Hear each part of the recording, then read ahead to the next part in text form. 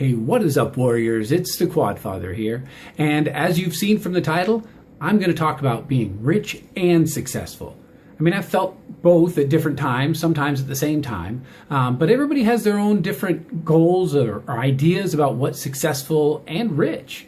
I mean, I heard somebody really rich asked, how much money is enough? And he said, $5,000 more than I have. And that's kind of how it is. I mean, if you talk to rich people, you know, sometimes they don't feel rich, or sometimes they do, but it doesn't really make them feel successful. I've interviewed quite a few people in my life. I've talked to and observed many people. And so this is just my experience, what I've seen from what the things are that make them successful. Okay. So I made some notes here because I think it's kind of important. First of all, look at wealthy people. Not just famous people, but wealthy people. I mean, there are a lot of wealthy people. I mean, you watch Shark Tank, those guys are wealthy, but how many of you really heard of? I mean, maybe Mark Cuban, I mean, at least in my experience. Most of the other ones I hadn't heard of. Okay, so there are, even those are the famous people, right? Those are still, because they're on the TV show, rich and famous. But there are a lot of wealthy people. There are a lot of ways to make money. You just have to have that goal, have that vision. I've had two friends who I would say really made quite a bit more money than even kind of upper middle. I would say they're lower. Well, it doesn't matter. But they made quite a bit of money. And both of them had a vision of what they wanted to do.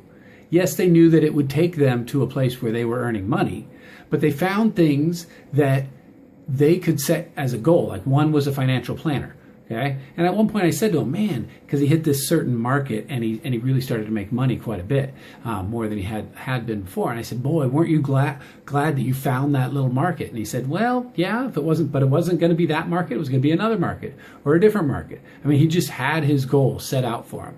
Another one, he's in real estate, and he knew that if he pursued buying property, renting property, going in on properties with people, share of the cost, managing them, he knew that would be a vehicle to make him money. And so he had his focus not on making the money, but on the vehicle or the end game, the method of how he would get there, and that was through real estate. Okay, so your money, you can't have a goal of just to be rich, right? Because it's people like that get lured into like get rich quick schemes, and they really get their hopes up. They play the lottery all the time. And it does happen, but it doesn't happen a lot.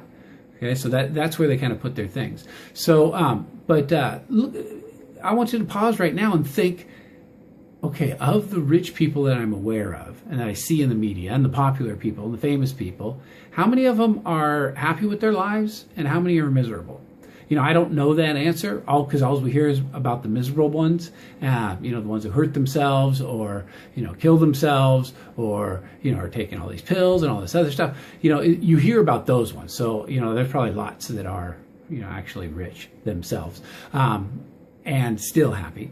But money definitely doesn't equal happiness. So if you're looking for money to be happy, I think happy people are happy when they're poor and happy when they're rich. They just have less to worry about and less bills or stresses on their lives. So that's really not it.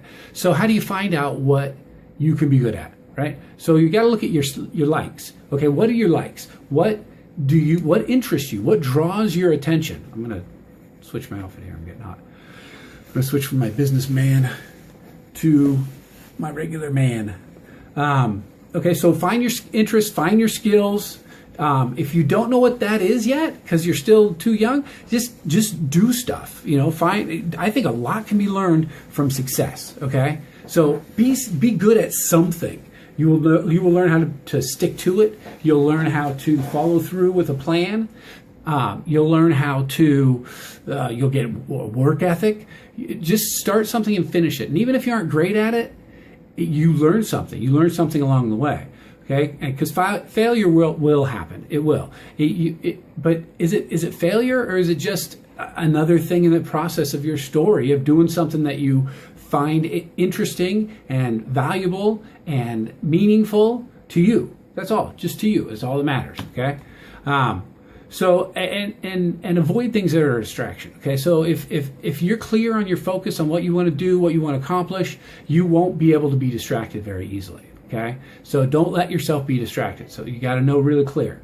Okay, so now a story from my life.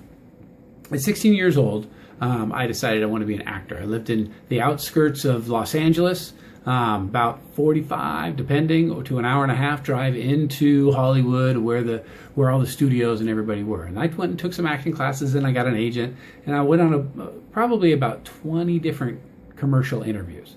Okay, that's a lot of commute time. It's a lot of sitting around in lobbies waiting to read your part, and I didn't make it. I didn't make it on any of them. I got a couple callbacks, which is the second call. If they like you, they call you in.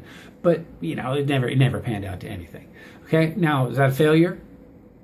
I guess on one level, but I learned so much. So if you keep doing things and following things and get out there and get busy and do things, you'll learn a lot. Okay, like I learned how to speak with confidence. Okay, that's something that serves me to this day.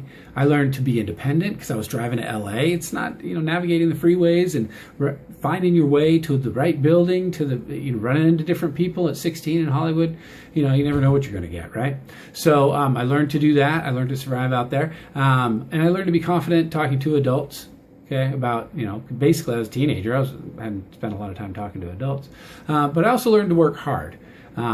Because it wasn't easy and I didn't get any money. So I guess that is a whole lot of volunteer work. But I did learn things. Okay. I also learned that I didn't want to continue to do that until I became an actor. I just said, you know what? There are other things I can spend my time on, get a job, get a car, get my car painted, go on good dates, stuff like that. Those things took their way. But I would say that I'm successful in what I've done because I've stuck to it. I've kept in the game. I've kept I kept in the same career field and just followed it. Okay, but I wouldn't say that I'm rich. But I would, like I was talking about earlier. I think happy people are able to be happy when they're poor and able to be happy when they're rich. Like I thought about this the other day. I've never had a job I didn't like. I mean, I was a tree trimmer. I worked at McDonald's for a month till they fired me. I'll tell you that story sometime. Then I was a dishwasher at a kitchen. I was a custom cabinet builder, which was kind of cool. I got to go into a lot of rich people's houses and install their cabinets, some movie stars and stuff, but I don't really remember who they were. But I was in those areas, in those houses, and what I realized is most of the time, the people who own the houses, they aren't there. Really nice houses, but they're out working. They're out getting the job done.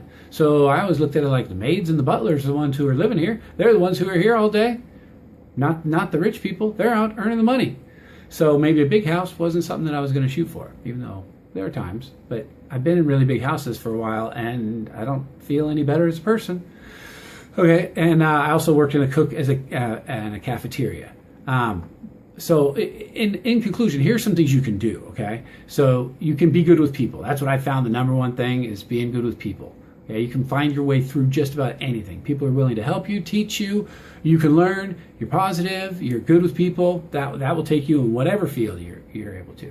Also, be able to hear what people want from you, because in the final analysis, every interaction is an exchange. Okay, what am I getting from you? What are you getting from me? And we're not talking about money. It's not prostitution, but it is an exchange, at least, of good feelings, goodwill. Positive stories, sharing of experiences, things like that. If you go going back and forth with people, why do you think business is done on golf courses and over meals and things like that? Because it's a relationship. So be good with people and find a way to meet each other's goals, whatever they're looking for. And in the end here, I'll finish with I'm wearing the Machine shirt. This is Bert Kreischer's shirt. He's a comedian. I listen to him as a podcast. His book's back there. Just got his book, Life of the Party. Really enjoyed it. And even through all his partying, what I noticed was that he stayed focused on his goal. He was great with people. He was the life of the party. Anyway, so I think that's an excellent skill. You don't have to do it all on partying, though. But anyway, so actually it was when I was listening to his book on Audible that I noticed he's at one point he lands this really, really good television deal. And I don't know the numbers. You'd have to go back and check it. But say it's $200,000 he gets for a year, which is like 10 times more than he's ever made any year. And he was driving home after work one day, and he kind of looked around and he thought, wow, with all this money, I really thought I'd be happier. So rich and successful, I feel rich, I feel successful, Other people may not measure it like that, but it's how you measure it. So decide for yourself. It's the Quad Father, and I am out of here.